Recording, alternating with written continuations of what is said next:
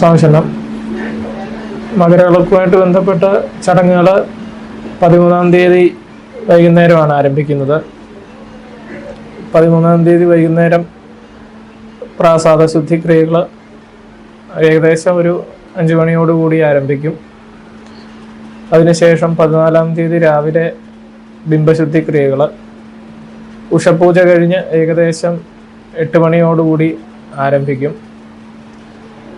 പിന്നീട് 15-ാം തീയതി വെളുപ്പിനെ 2 മണി കഴിഞ്ഞ് നട തുറന്ന് സംക്രമപൂജ തുടങ്ങി 2:46 എന്ന സംക്രമ സമയത്ത് നെയ്യഭിഷേകം, കൊട്ടാരത്തിൽ നിന്ന് കൊണ്ടുവരുന്ന നെയ്യ് കൊണ്ട് ഉള്ള വിശേഷാൽ നെയ്യഭിഷേകം നടത്തി ആ പൂജ മുഴുവനാക്കി പിന്നീട് പതിവ് അഭിഷേകവും ഗണപതിഹോമവും സാധാരണയായിട്ടുള്ള നിത്യം ക്ഷേത്രത്തിലെ ചടങ്ങുകൾ തന്നെ നടക്കും. അന്ന് വൈകുന്നേരം തിരുവാഭരണം കൊണ്ടുവന്ന് ദീപാരാധന. അന്ന് വൈകുന്നേരം 5 മണിക്കാണ് നട തുറക്കുന്നത്. അതിനുശേഷം തിരുവാഭരണം സ്വീകരിക്കാനായി ഇവിടുന്ന് പോവുകയും സ്വീകരിച്ചുകൊണ്ട് വന്ന് അന്നത്തെ ദീപാരാധന തിരുവാഭരണം ചാർത്തിയാണ്. പ്രത്യേക രൂപത്തിലുള്ളൊരു അന്നത്തെ ആ തിരുവാഭരണം ചാർത്തുമ്പോൾ തന്നെ ഭഗവാന്റെ പ്രത്യേക ഒരു ഭാവത്തിലാണ്. ഈ സാധാരണ ക്ഷേത്രം നട തുറന്നിരിക്കുന്നുള്ള ആ ഒരു ഭാവത്തിലല്ല, പ്രത്യേക ഒരു ഭാവത്തിലേക്ക് ഭഗവാൻ മാറുകയും അങ്ങനെ വിശേഷാൽ ഒരു ദീപാരാധന നടക്കുകയാണ്.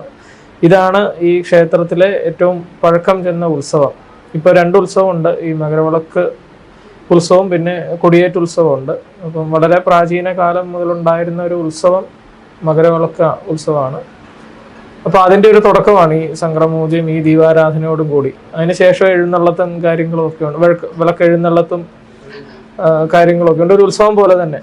അപ്പോൾ ഉത്സവത്തിൻ്റെതായ വിശേഷപ്പെട്ട ഒരുപാട് ചടങ്ങുകൾ, ഇവിടുത്തേതായ പല വ്യത്യസ്തമായിട്ടുള്ള ചടങ്ങുകളും ആചരണങ്ങളും ഒക്കെ ഉണ്ട്. നമുക്കറിയാം തിരക്ക് വരുമ്പോഴുള്ള ഒരുപാട് പരിമിതികളുണ്ട്. അപ്പോൾ എല്ലാവർക്കും ഇതിൽ നിന്ന് നല്ല ദർശനം കിട്ടട്ടെ എന്ന് പ്രാർത്ഥിക്കുന്നു.